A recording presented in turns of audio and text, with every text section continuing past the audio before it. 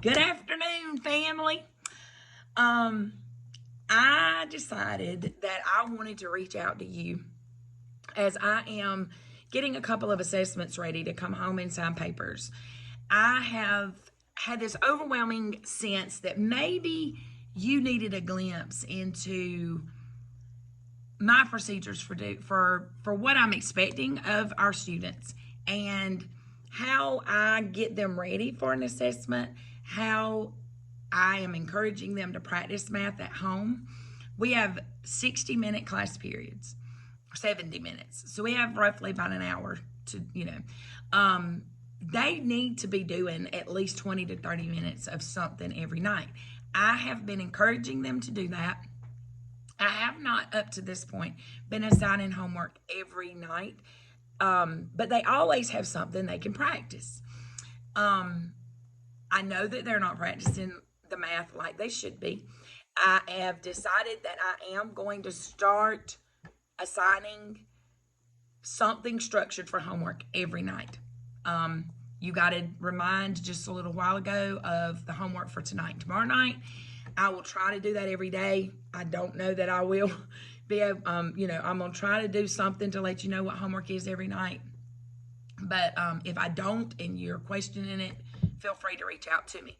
But I did want to give you a little insight on procedurally kind of how we do things, what's available to your kid, your students, what I do, just in how I do it, in hopes that maybe it will help clear up some of the questions that some of you are having. So I'm going to start with the formative assessment over equations and inequalities that they took right before Thanksgiving. Okay. We were finishing up doing equations. We were doing, we had done inequalities, and we were taking an assessment. I want to show you some of the things that they had and how all of it came together. Okay, so this is one of the little handouts that we did in class. We did it in class, and then I took and posted this key on Google Classroom for them so that if they missed any of the notes, if they needed to go back and look at it again, whatever they needed to do, they could. Another resource that they had was this Solving Inequalities handout. It had these 2 pages, and then there was another page that looked like this. All of this, every bit of this page, this whole entire page was on a video that I posted in Google Classroom for them to watch and just kind of do with me. They just did it with me on the video, and then if they had any questions, we answered it. But they had a whole class period to do it, and then it was on a day I was not here. I wanted them to have that added instruction on inequalities, so I had the video, and then I came back, of course, and then answered any questions that they had, and we continued our work with inequalities. And we did some other practice things. There were solving another one, this one. Again, there was a video on Google Classroom. I did a lot of this in class with them, but we didn't quite finish it. So I wanted them to kind of finish it at home for homework. Their goal was, their task was to, take a problem a night, practice it. I had the key out there as well as a video of me going over I think there were 3 problems on here that I didn't do. Outside of that, the whole entire thing was done on a video for them to watch and get that added instruction for anything that they may have missed in class and that kind of thing. So they had this one. Then we had this. This was also on just solving equations, 1-step equations, fractions, 2-step equations. And then it had equations with some fractional, and then again, we did some of this in class together. I then posted a video of me doing the entire thing because we don't have a lot of time all the time to finish every single problem on every single handout. So I tell them a lot of times, we do some of everything and all of nothing. But the all of nothing is not intended for them not to do it all. What we don't do in class should become practice for them at home. Now, of course, I don't expect them to be able to get all the instruction that they need at home. So I put the videos in Google Classroom for them to watch. They can try to do what they can, watch the video, get the instruction, check their work, and at any given time, come back to me in class and say, Ms. Bosworth, I was watching the video. I didn't quite understand what you were doing on the video. I will take the time to go back over that with them, no matter where we are, no matter what we're doing. I'm not expecting that video to be anything more than added support to what we're doing in class every day. It is not to replace the instruction that's going on in this room on a daily basis. But we don't have time to do and go over every problem on something like this. And I'm not going to assign them every problem to finish for homework. But I do tell them on a regular basis, pick one problem, pick two problems, do those, and then go check it. In addition to the videos, the keys are also posted. So they may not necessarily have to watch the video. They could just do the problem, check it with the key. And if they have questions, come back to me. But the thing is, and what I'm seeing is the practice that they're needing to do outside of class, they're not doing. They're not practicing the math at home. And that's really what I need them doing. I really need them doing some practice. One or two problems. I'm not asking for an abundance. They have 4 tonight. They have 4 problems to do tonight and 3 to do tomorrow night. But they need to be practicing outside of school. So we get to the end and we're ready to take our assessment. This is their review. Their review was very parallel to the actual assessment. I posted a video. Every assessment has a video and a key posted. They do it.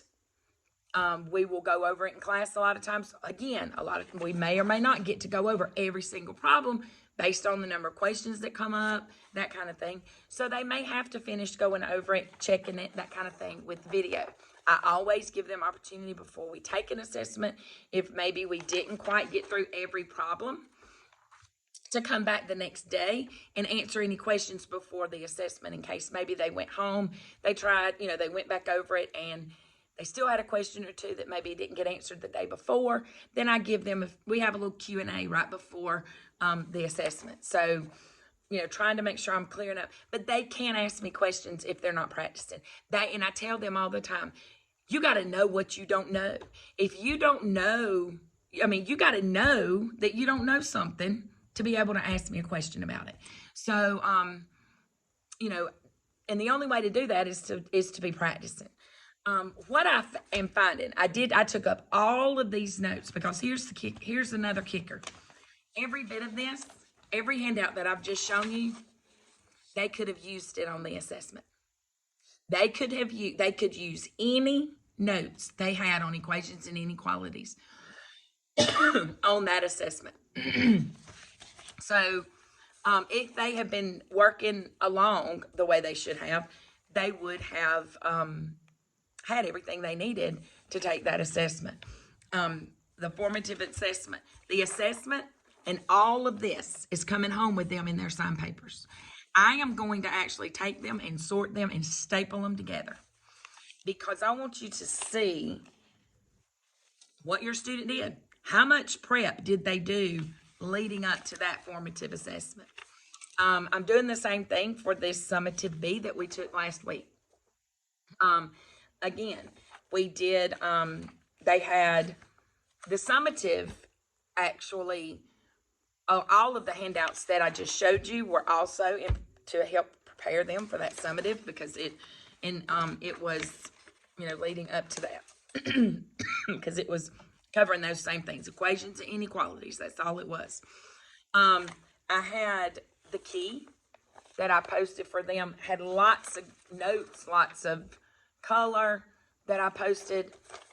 They had the summative study guide all week, last week, that that we worked on and that kind of thing. I did post a video where I did this review again in a video, and when I did that, I posted also the key that I actually did my work from the video, where I actually worked it in the video. All of that is in Google Classroom for them to look at, go back over. What I tell them to do is take the problem and see if they can work it again. I'm not sure if I did it with this one. I think I did, but most of the time I try to post a blank copy of the study guide or the review guide so they can pull up the blank one and then just take a sheet of notebook paper, practice number 1, and then go to the key and see if they can do it. If they can't do it, if they don't understand it, then go to the video and get a little bit more instruction on it. I have taken all of my videos. I've got 3 or 4 years worth of videos that are a lot of the same instruction. Because the math standards have changed this year, some of the videos, they may or may not have the handouts, but they still have good instruction in them. So I'm making playlists, and I'm sharing those playlists with you on Remind and with them in Google Classroom, so that they have every video over equations, everything over inequalities. And as we move into ratios and proportions, which is what we started today, those videos will also be put into a playlist, and they can I'll just add any new videos to that playlist. But I'm going to be putting the study guide for the summative B with the summative B assessment, so you can kind of see what your student did. I'm also going to be putting all of these other resource handouts with the equations and inequalities assessment, so that you can kind of see what your student did leading up to that. If you have any other questions, please let me know. I am, we're digging through, trying to get makeup work, missing work, all of that stuff caught up and done. If your student has any makeup work, any missing work, I do lunch and learn every single day, every day. I do lunch and learn every day. They can come in here any day of the week during lunch and make up any assignment that they need to make up. They can come get extra help at lunch if I don't have a classroom full of people trying to make up work. I do after school tutoring at least 1 day a week. It varies from week to week what day that is. All they have to do is find out from me what day it is. If you want to know what day it's going to be, I'm going to be here Wednesday this week. So if you want your student to stay after school with me on Wednesday, let me know. So I hope maybe this will help clear some of this up. They have a math folder that I gave them at the beginning of school, and it is designed for them to keep any handouts that we're doing in class with them at home. They bring it home every day. They don't leave it at school. It's where their homework goes to, that's where they're going to be putting their homework to bring it home every night. And it has an array of practice that they could do. And a good portion of all of that, the keys are on Google Classroom for them to check.